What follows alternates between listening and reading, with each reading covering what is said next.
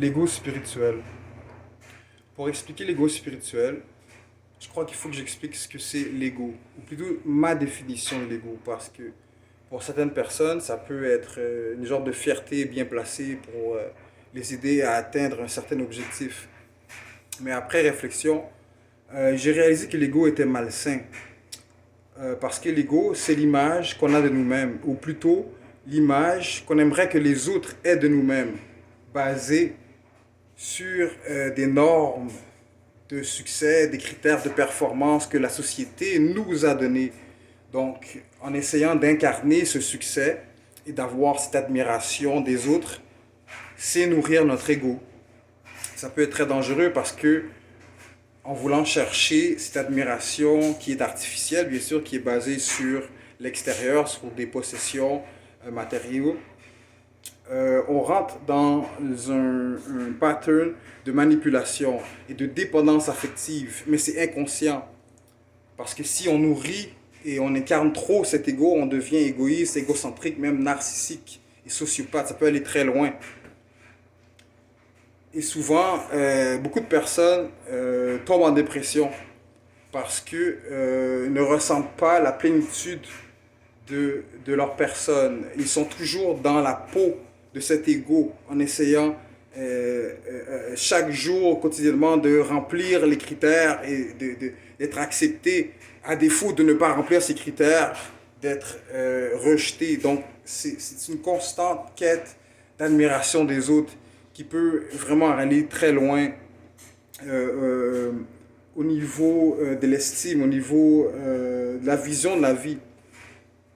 Et souvent, quand on réalise que, dans le fond, on n'est pas cet ego, cet alter ego qu'on a créé pour être accepté, et qu'on réalise qu'on est beaucoup plus profond que ça, qu'on est du domaine spirituel, allez voir ma vidéo auto-guérison, parce que j'ai fait un peu plus de détails là-dessus, sur notre identité au niveau spirituel.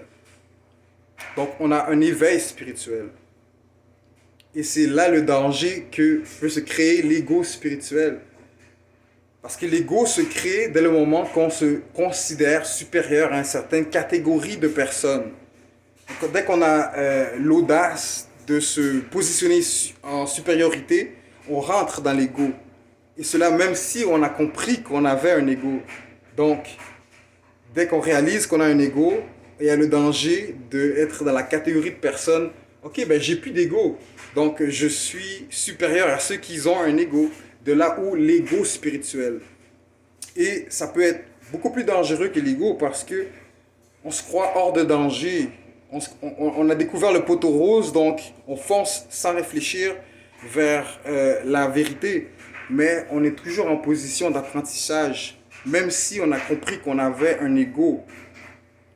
Et c'est là le but de ma vidéo, c'est de conscientiser les gens qui ont des éveils spirituels, de faire attention, de toujours essayer de garder l'humilité parce que ça crée beaucoup de divisions, de chicanes et c'est très difficile d'évoluer dans un milieu où ce que les gens pensent, croient vraiment détenir la vérité et veulent imposer cette vérité-là aux autres. Si vous voulez aider les autres, si vous voulez partager vos éveils spirituels, prenez toujours un recul et comment qu'on fait pour combattre l'ego parce que visiblement l'ego est malsain, l'ego est superficiel, l'ego est une illusion qui nous perd, qui nous amène vers qui nous amène à satisfaire des besoins qui dans le fond ne sont pas les vrais besoins qu'on a et on chasse l'ego par l'humilité. Comment on fait pour essayer d'être le plus humble possible?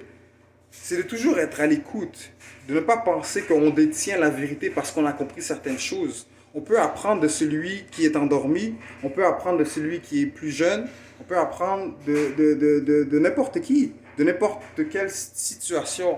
Donc, dès qu'on reste dans la mentalité de je suis à la recherche de la vérité, je suis en apprentissage, chaque personne a son rythme.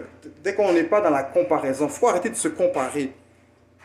Dès qu'on comprend que chaque personne a son évolution personnelle, a son histoire, donc là, on est vraiment dans l'humilité et non pas l'humiliation. Et je ne dois pas me rabaisser, mais je dois reconnaître mes faiblesses et mes forces et accepter les autres à leur niveau. C'est facile à dire, mais je crois que c'est la direction que on devrait prendre pour une évolution. Puis d'ailleurs quitter cette matrice, ce système qui s'effondre de toutes les façons. Donc c'est exactement, c'est de reconnecter avec son soi spirituel, puis de délaisser les standards de performance pour être soi-même. God bless, guys.